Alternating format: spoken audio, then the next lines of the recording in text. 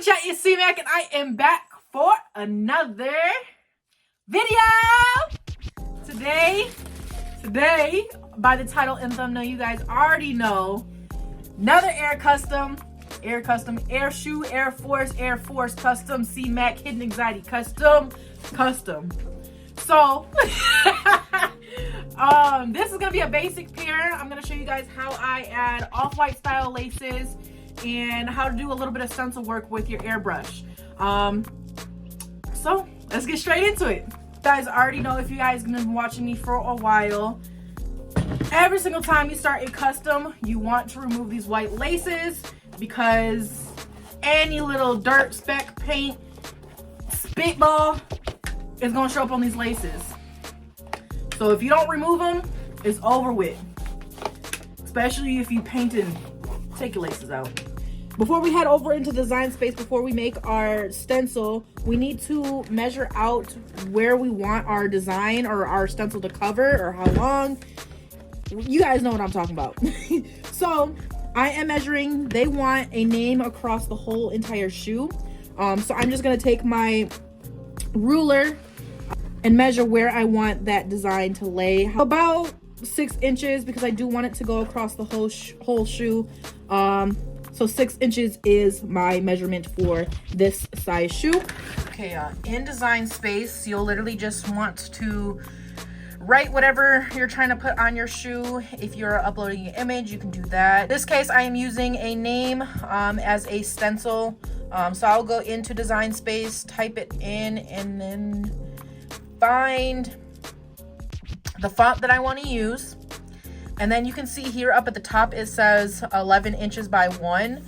We took that measurement earlier, and we want to make sure that we are using the 6. And then here you can see that it shows the height. Now I believe we can make it a little bit bigger than that 0.9. So what I will do is go back to the shoe and measure out that line. So it looks like we can do 1 all the way across. So that's what I will make it. I will unlock my image, go up 1, and that's basically it. And then they also want on the other shoe, mommy.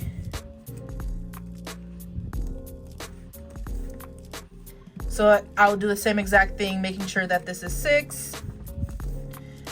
And that looks good there. And then I will send it over to my Cricut machine. So I'll click make, let that load, make sure that I have, usually I will just use some scrap vinyl that I have to make these. So any scraps that you have laying around, otherwise they sell those sheets of just 1, or you can get a whole roll of vinyl that you can use. While that is getting cut out, I will then start prepping my shoe with some acetone. It is important to do this step so you are removing any factory finisher. Then what you're going to need is a weeding tool and some scissors to cut out your image, and the weeding tool to remove those letters. Then I like to place my stencil on the shoe just to make sure that I got good measurement and it fits and it works. For this next step, you can use a transfer sheet. I actually just used some tape just because that's all I had to transfer my stencil over to my shoe.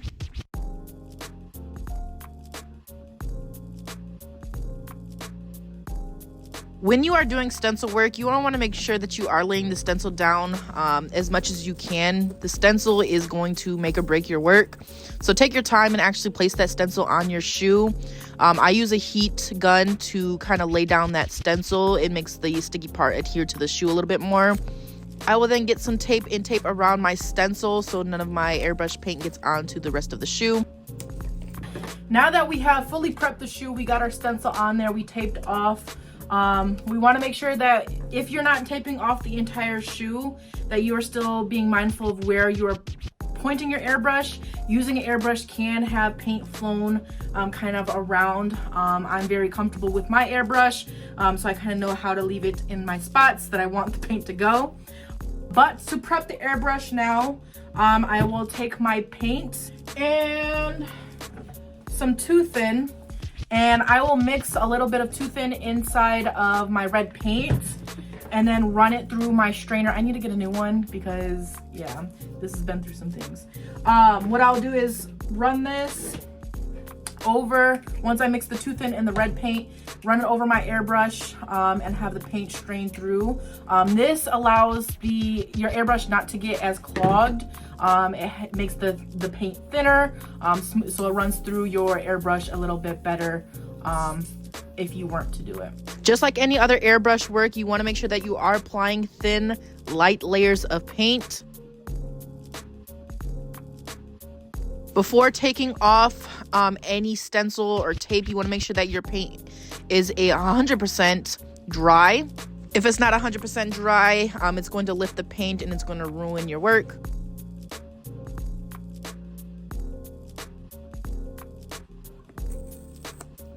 All right, y'all, now that we got our stencil work done, we took it off. On this specific custom, we are going to put some off-white style laces in there. In my next video, I will be showing a step-by-step on how to do these off-white style laces, so stay tuned for that.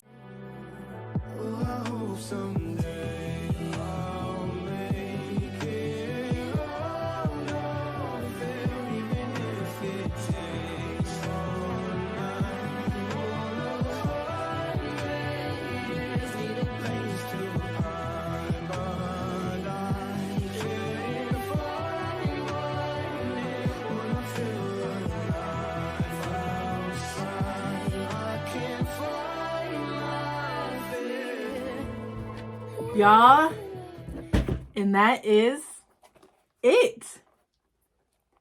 These is like something settled, but something like bow, bow, bow, bow, bow.